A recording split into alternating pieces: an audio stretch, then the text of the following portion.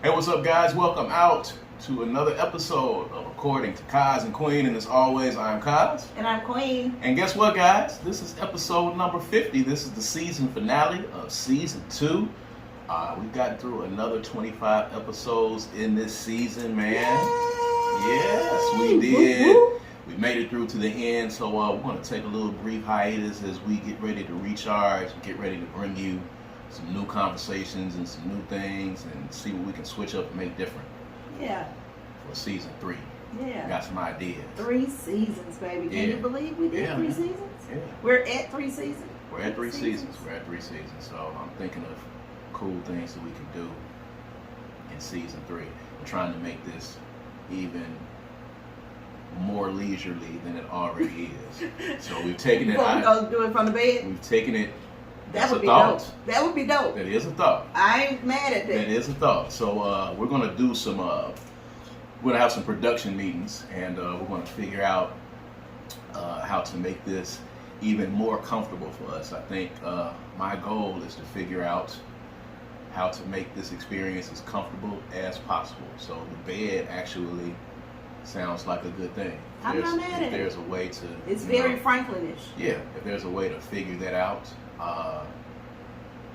it seems like that would be the ultimate end goal. Maybe we need to take another step in between before we get there. Because once we start doing the show from the bed, at that point... Where do we go from there? Yeah, we've achieved. That's final boss status right there on the video game. We made it to the bed. So this is episode 50.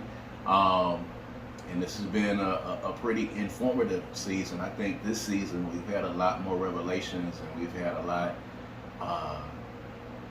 more things that a lot of breakthroughs. Yeah, a lot of breakthroughs. A lot of things that we have revealed about ourselves this season, and I think that's just going to continue to move forward. As we speak right now, school has started again. It's back to school time. The little one is going into the 8th grade. So, in her middle school now, the 8th graders are the King of the hill. They're the kings of the hill. That's right. They're the bells of the ball, as they call it. So she's going to be experiencing that this year. So we'll see how that goes. School shopping has become an adventure. Man.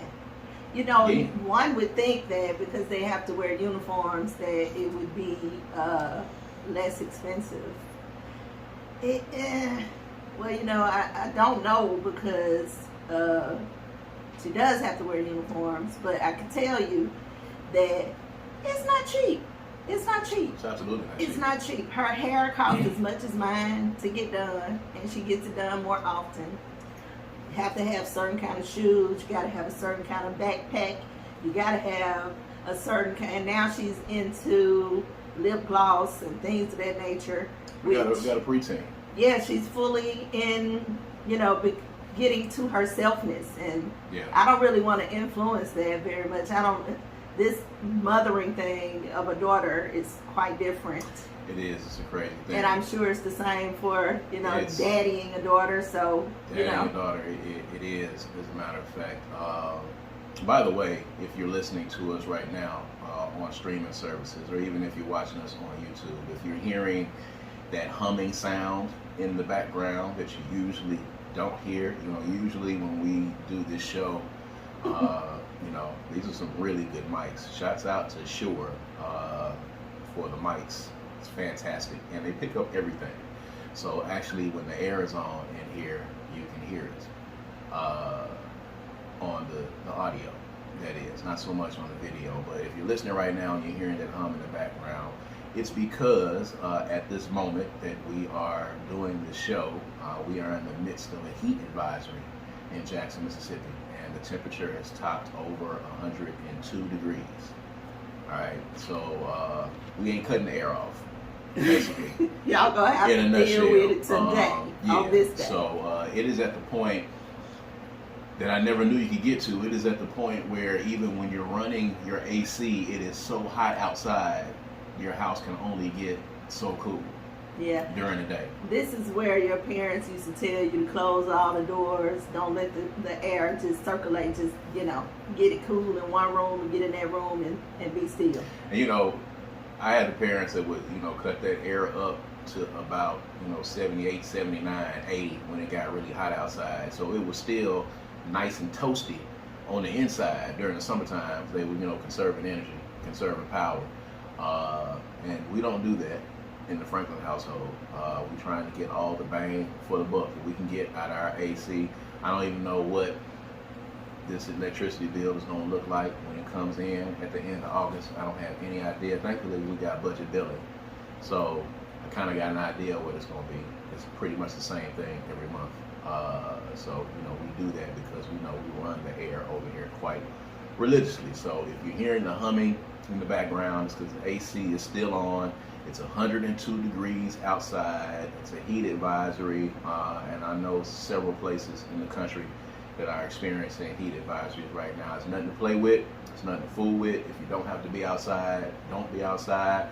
If you're inside, try to be as comfortable as you possibly can.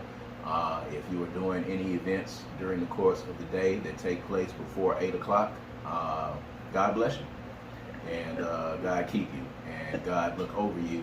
Because if you're outside at this point, it's because you really want to be. And I hope that whatever it is you're doing is extremely important and there's a need for you to.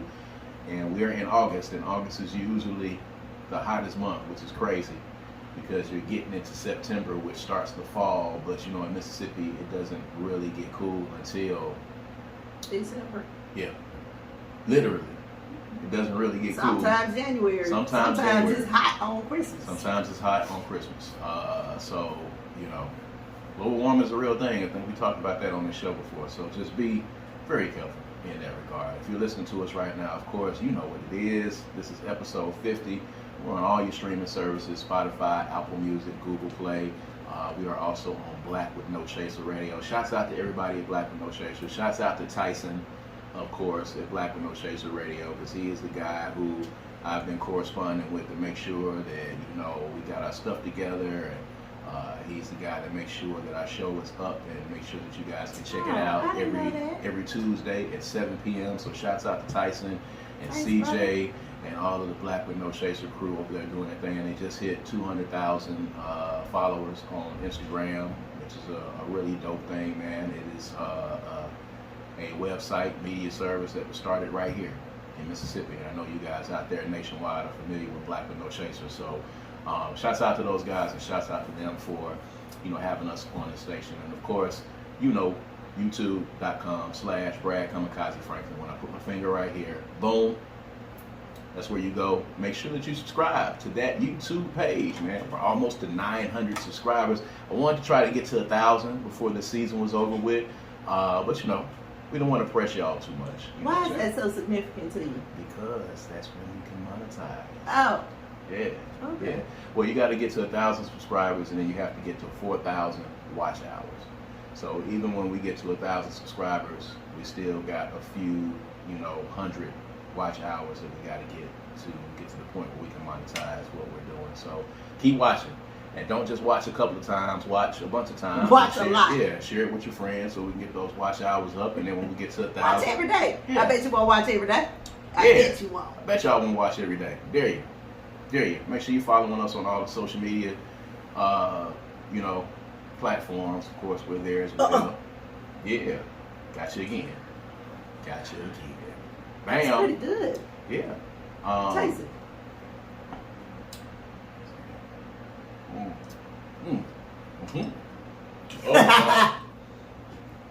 Oh my God. That was good. It goes down really smooth. That was pretty good. Mm-hmm. Brick, I got to be honest with you that it tastes like Pure gasoline. Anyway, man. Of course, the Kundi Collective as well. www.kundicollective.com. We just rambling on here at the end, as you can see. But I got on one of the t-shirts here. So hot we can't focus. Right. Love, honor, protect Black women. This is one of my favorite shirts, as a matter of fact. And you can pick it up at www.kundicollective.com. Yeah, man. It's hot. We here. We thugging it out for episode 50. The little one is back in school again, but very important. And we definitely wanted to talk about. We are in Mississippi. We are in the South. We are in the state that has the largest black population of any other state in the nation. And for those of you that have been watching recently, the big news coming out of Mississippi is, of course, there were 6 Rankin County sheriff's officers, sheriff's deputies from the Rankin County Sheriff's Department that recently were found guilty and have pled guilty to the torturing of 2 black men. I don't know exactly what the specific term is, but if you're familiar with the case, if you've seen some of the footage, if you've heard the account, there's a lawsuit pending against that sheriff's department as well. If you just have glanced across and seen the stories, there were 2 black men in a house. A neighbor reported them for having too much traffic. It was 2 black guys. They saw a lot of white people going in and out of the house, and these Rankin County sheriffs, who had labeled themselves as the Goon Squad, went into the home of these 2 black men, and basically they were staying with a white lady. And there was a lot of white folks coming in and out of the household, and these black guys were there as well.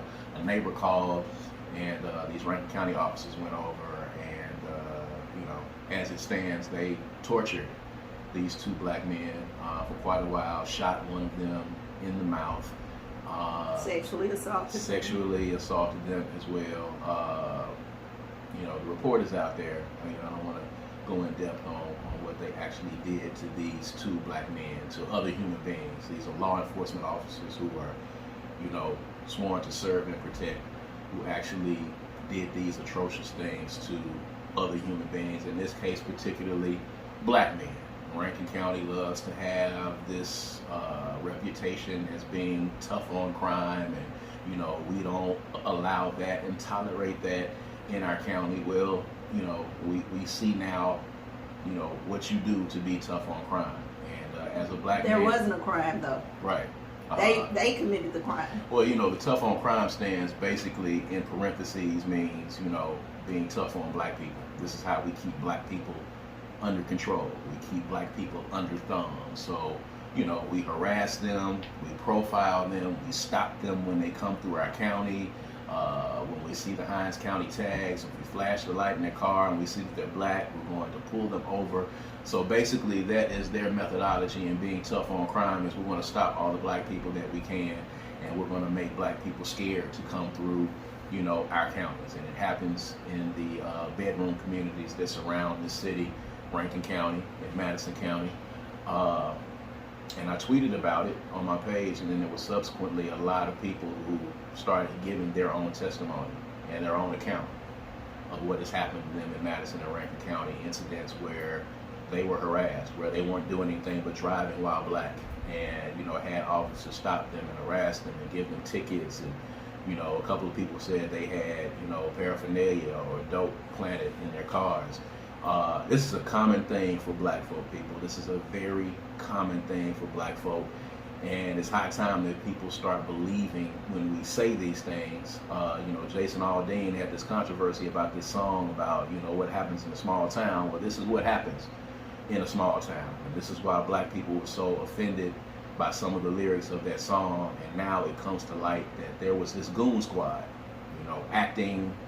They say autonomously. The sheriff tries to say that he didn't know anything about it, but they were acting under the auspices of being law enforcement officers, and it's kind of terrible to see. But as a black person, as a black woman in the state of Mississippi, we've talked about this a whole lot.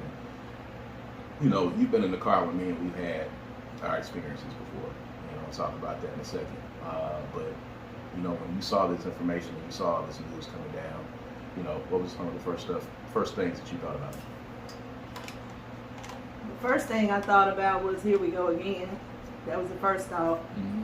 The second thought was, it was really extreme and really deliberate, intentional harm. Like, they took pride in the things that they did to those men, and that's upsetting. But I guess my final thought, what I'm left with, and I only read a couple of articles, and I only did so in the last couple of hours. I saw the article come across my timeline, but I did not read it, and I was intentional because I was trying to protect my energy. Mm-hmm. I didn't have the energy for it. But in reading it to have a discussion today, what I'm left with is I'm tired of trying to make white people understand the black experience. I'm not even sure that I have anything left by way of interest in trying to make white people understand the black experience. Because I actually believe they're choosing not to understand. It's right there. It's plain as day. We're not making this up. Yes. We have evidence. Right. Years, hundreds of years of evidence that this is true. Correct. So for you to be able to find some way in your mind to make this not be true is because you choose for it not to be. Absolutely. You want to be ignorant. You want to not accept this as true. Absolutely. And if that's the case, I have no interest in convincing you. And I'm not sure what convincing you would do anyway, if you did believe it. So I'm sick and tired of trying to go to white people to help them understand the black experience. I'm of the thought that if something's going to change, we need to show them what they do to us. That's where I'm at. I'm tired of us martining this thing, and I really feel like we need to start Malcolm Xing it, by any means necessary. I'm sick and tired, just like Fannie Lou Hamer. So gave y'all 3 historical figures because they were all dealing with the same exact thing that we dealing with today. And I'm sick of it. I'm tired of reading about it. I'm tired of trying to convince. I'm tired of the denial. I'm tired of the poo-pooing. I'm tired of the no justice. Like, yeah, they said they were guilty, but are they going to jail? You know what I'm saying? Like, who knows? We don't know that yet. They could very well get off scot-free. I've seen that happen. I've seen it happen before. There was clear footage of Rodney King being beaten by 4 police officers. The footage was clear, and they still got off. History just continues to repeat itself because nobody seems to do anything, because the value of our black lives is just not the same as the value of everyone else's life. And it's offensive, the amount of ignorance that I see people try to feign on social media.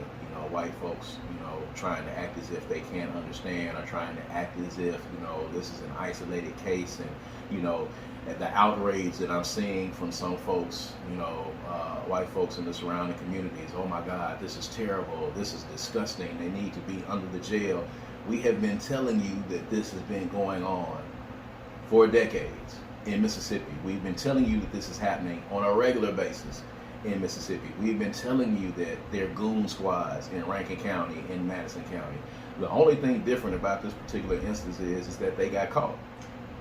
And they lived to tell the story. Mm-hmm. That's the only reason why this is happening and occurring. Because had they been dead, these officers wouldn't be seeing no guilty pleas. They wouldn't be having no time in court. It'll just be an investigation, and then the next thing you know, it's over.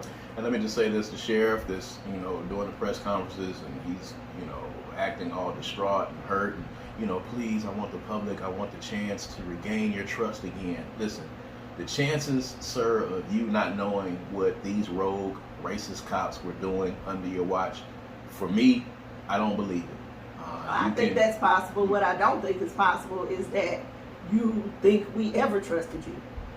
I mean, that's what I'm having a problem with. Trust again? Well, he made the statement that, this is the reason why people don't trust law enforcement. Well, you're damn right.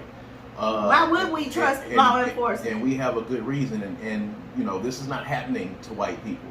People again want to try to say it's not a race issue. These cops were bad cops, and I've seen people saying I've had something bad happen to me in Rankin County, and I've had this particular, some of them have named these particular officers and said that they had incidents with these particular officers, and you may have. I'm not discrediting that. Did you think you were going to die? Did you think you were going to die? Did you think that you may never ever see your mama again, your babies, your wife, your children? Did you feel like that was going to be your last breath? Did they shoot you in the mouth? Whenever a black person gets pulled over by a cop, we actually have to wonder if we're going to get home that night. Here's the thing, and I said this as well. I have an up-to-date license. I got, you didn't fold your arms, did you? I have You know this gets all over me. Yeah, I know. I have an up-to-date license. I have insurance. I have a tag. You know, I don't ride with paraphernalia on in my vehicle. You know, I may have my music up from time to time, but you know, there's nothing that they're going to find if they stop me in my truck. And I'm deathly afraid of riding through Madison and Rankin County at night. And it's not because I'm doing something illegal. I hear people say all the time, well, if you're not doing anything wrong, you don't have anything to be worried about. If you're not breaking the law, you don't have anything to be worried about. There are hundreds of black people who were doing nothing, who were breaking no laws, that are no longer here on this planet. They did not make it home that night simply because of the color of their skin and the place that they were driving. Good license, good insurance, nothing wrong whatsoever. And that particular law enforcement official decided to exercise aggressively his power and abuse his power. It does not matter if you're not breaking the law. It does not matter if you got all your paperwork together. It does not matter if you are black and you are riding through Rankin and Madison County here in Mississippi. There's going to be a problem, okay? And there are some people who are happy about that. There's some people who are joyous about that because they feel like that's going to keep the number of black people out of our county. They're going to keep the number of black people in our county down. They feel like that's going to help them be tough on crime. And again, I got to reiterate, harassing people, profiling people, stopping everyone black that comes into your county, that's not being tough on crime. That's lazy law enforcement. You're shooting fish in a barrel. If we decided to stop every white vehicle that had a Rankin or Madison County tag when they came into Hinds County, we would probably find the same number of people with illegal activity going on in their vehicles. Okay, and then we could say that we were tough on crime, but we don't do that because it's not necessary to do that, because that's not good police work. That's lazy, shoddy, racist police work is what that is. So, this is where we are. And if you've been seeing it's all over the news, and it's starting to make headlines all over the country, starting to make headlines all over the world. This is what happens, Jason Aldean. This is what happens in that small town. This is the kind of justice that gets dealt out in the small town. And I shared one of the pictures on my Twitter. Again, one of these gentlemen, recently, I don't know if it was last year or the year before, there's a picture of him going to speak to the Belhaven football team. They had a program where they had, people in the community going to talk to the football team, and this guy got in front of a group of young men, black men, white men, and a football team, and I don't know what the focus of the talk was. I don't know if he was teaching them, how to torture black men. I don't know what the subject matter of the talk was, but these are the people that are going out into the community purporting themselves to be good, law-abiding citizens. And you're talking to this football team. And of course, Belhaven has deleted the pic. I just happened to Google it, and it was there.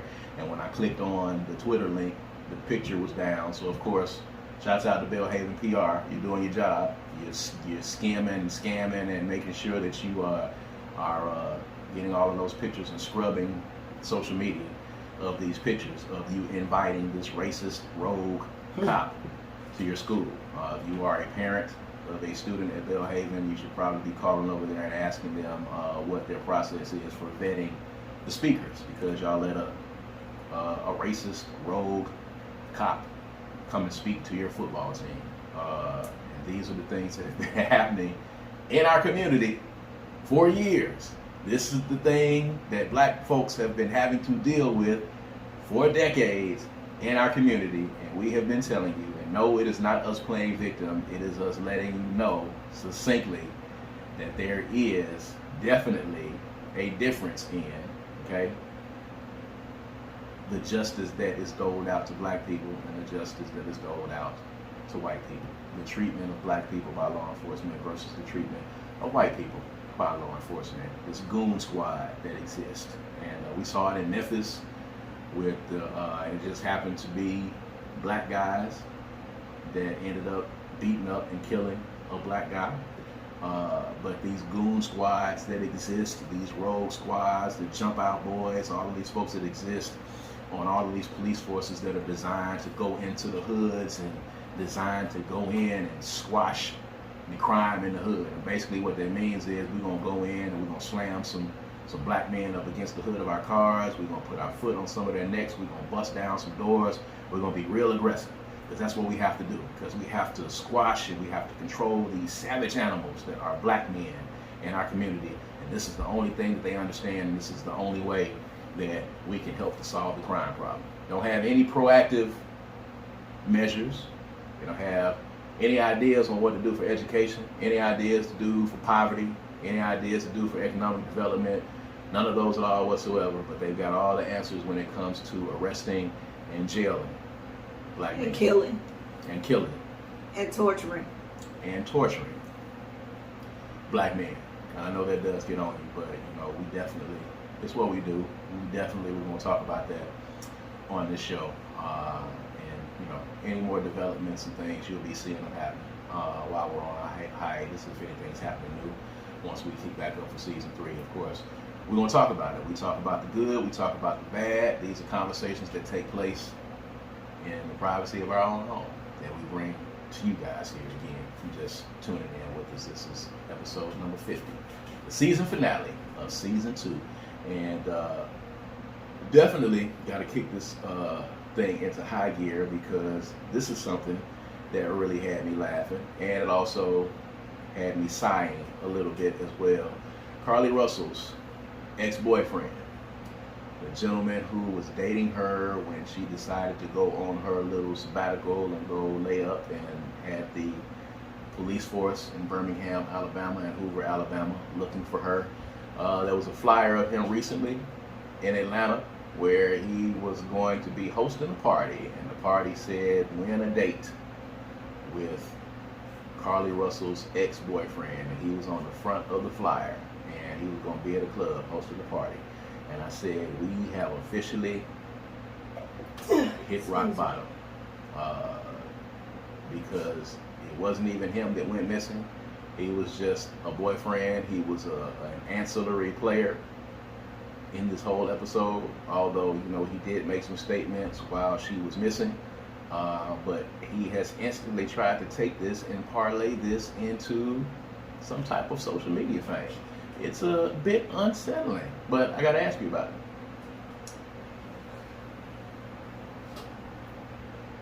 it. What? What? What? Like what? What? I mean, come on, man. Don't make me say it. 1 and 1 is 2 every day. I got enemies. I got a lot of enemies. I got a lot of enemies. Listen.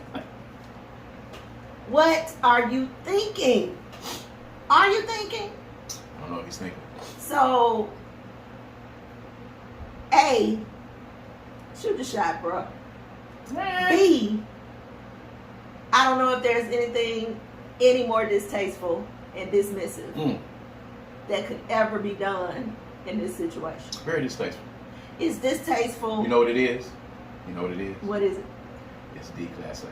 Day Class A. Day Class A. That's what it is. That's what it is. Mm-hmm. I mean, was she with him? It was together. He's the ex. When she went off, yeah, she was with him? Yes, he was one. Well, then it's his story too. If that's how you want to treat the story, do your thing, bro. I can't really get too involved in how these people think and operate nowadays, because I just don't think and operate that way. Cannot fathom. It doesn't make sense to me. I can't even rationalize it in any way, shape, or form. I ain't got nothing. I mean, the audacity. Like, it really feels like he just kind of smacking us over the head. Like, we did it. Hey, it's a party. We did it. Yeah, we did it. It's a party. Come on, party with us. She home. She's safe. Y'all ain't got to pray for her no more. Let's party. Win a date with me. I don't know. Right. I would love to know. Fuck her. Win a date with me. Yeah. I would love to know if people actually went. What was the cover charge to get in? This is what happened. The word is that his lawyer put out a statement that he would not be doing it, or was probably not going to be doing it, or they were going to be talking about it because it could interfere with the case. Duh. Yeah. So I think it was nipped in the bud. So he didn't have a conversation with anybody. He just got his people together. Somebody called that man and was like, "Hey, I $1,500, $2,000, whatever. You come show up at this club. We're gonna put you on the fly. We're gonna find you a date, whatever." The same people that be putting Martin Luther King on them parts. It's a whole lot of them. I mean, just to be, to be that promoter.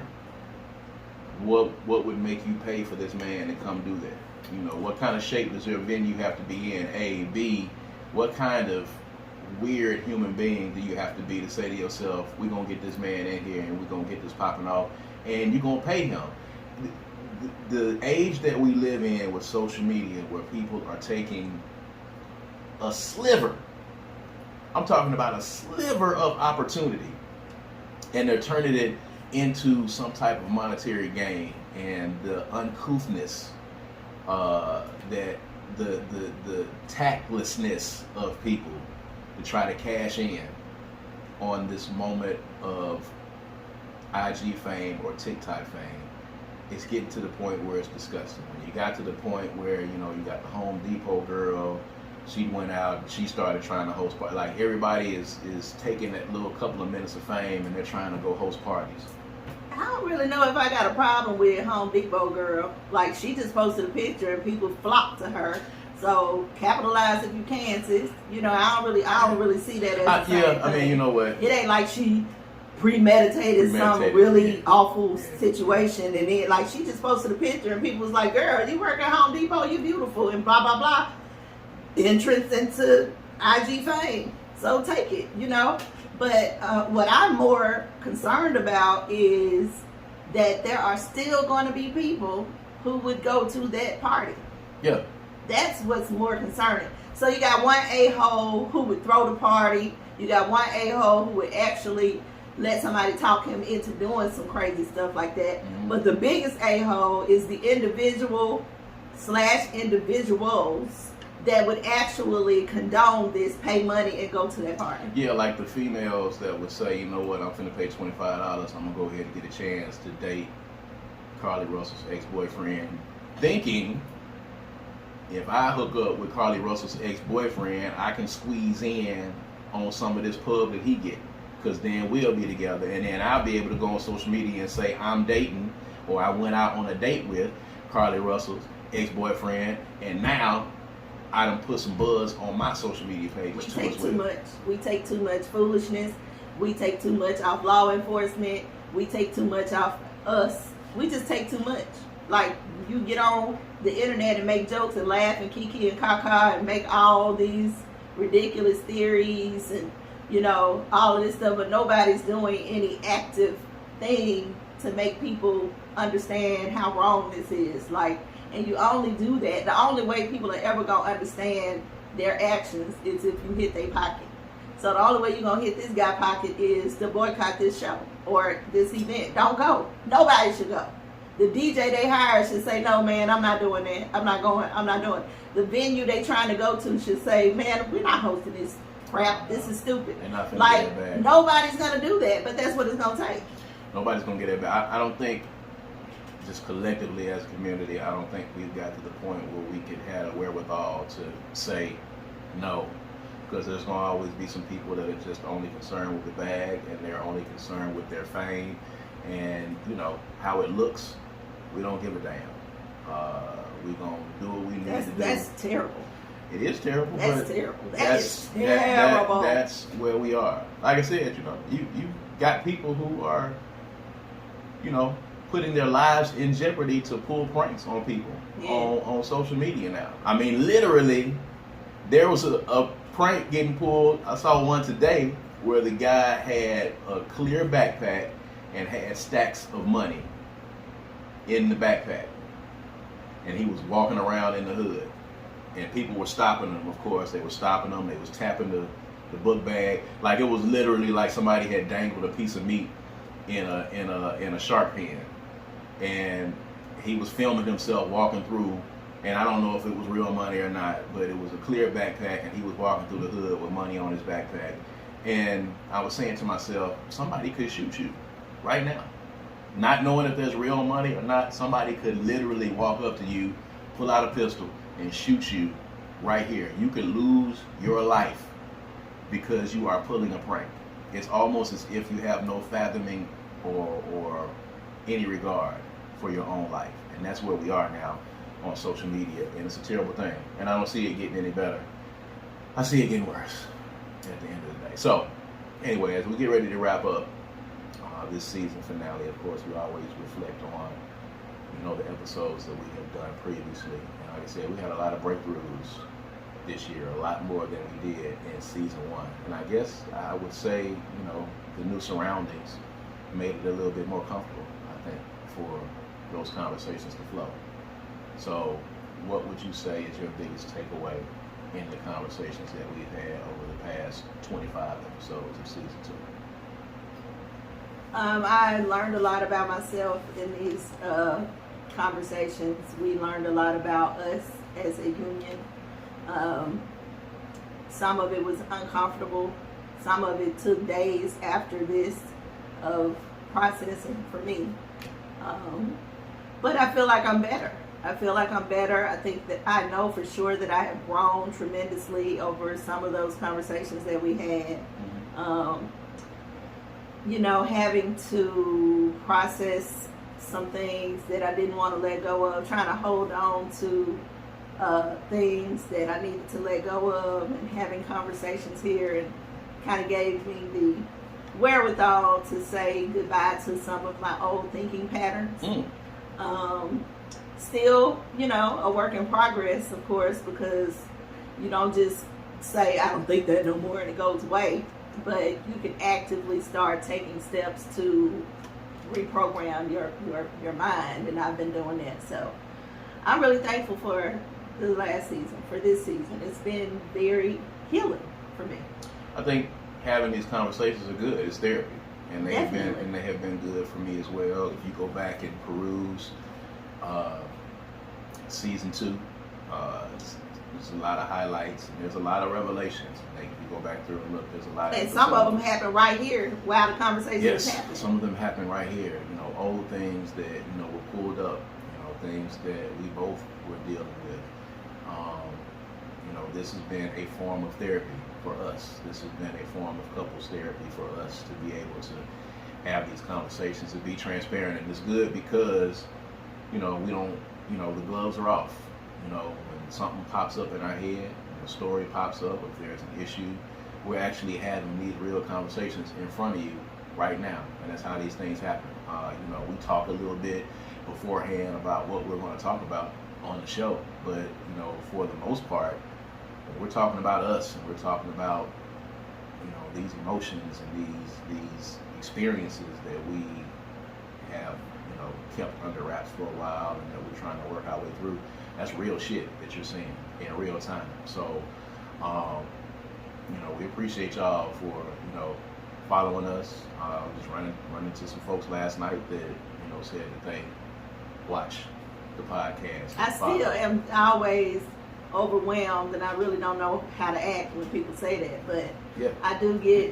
I noticed this season that there were quite a few more people than the first season who would actually say, I watch your podcast. And it's the weirdest, not weird, but I figure our target audience is a certain thing, and these people are outside of the target audience in my mind. So I'm really thankful that the target audience is growing, and it really is not a set thing. It's not, and it's growing, and it's people, outside of our regular circle, people outside of the state. People are listening on Spotify that reaches all over the world. The views have been consistent on YouTube, and they've ebbed and flowed, and we are just going to keep doing what we do consistently. We're going to just keep giving you the conversations, because these are conversations that happen in the privacy of our own home, and we're doing it, live right here every Tuesday at 7 p.m. Replay at Thursday at 7 p.m. Cheap plug on Black with No Chaser Radio. But we're here to give you these conversations and have these conversations. We're not here to try to get rich off of this, and we're not here to, you know, try to get a TV show on one of the streaming services and networks. If that happens, of course, we're with it all the way 100%. Sometimes I don't be knowing where you be going. You be just headed down the road. I just go down the road. Just go down the road. At any rate, man, we appreciate y'all for kicking it with us in season 2. This is the season finale. This is not goodbye. This is See you later. we're gonna see you in just a bit. We're gonna recharge and restore. And I don't know how long of a break we took from season 1 to season 2. I gotta go back and look and see. It don't matter. It don't matter, because it's gonna be whenever we decide to start season 3 anyway. You know what I'm saying? So, you know, usually, you know, September is the time when the new shows and the new seasons come out on a lot of stuff. You know, but maybe it'll be October. Maybe it'll be January. Who knows?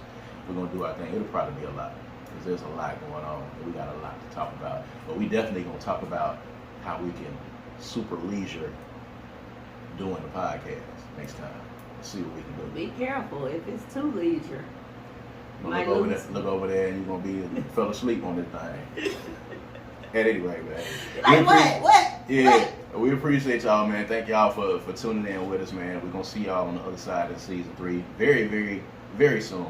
Go back and take in some of the highlights from season 2, man. So this is according to Kaz and Queen, and I am Kaz. And I'm Queen. We'll see you guys in season 3. All right, peace out. Peace.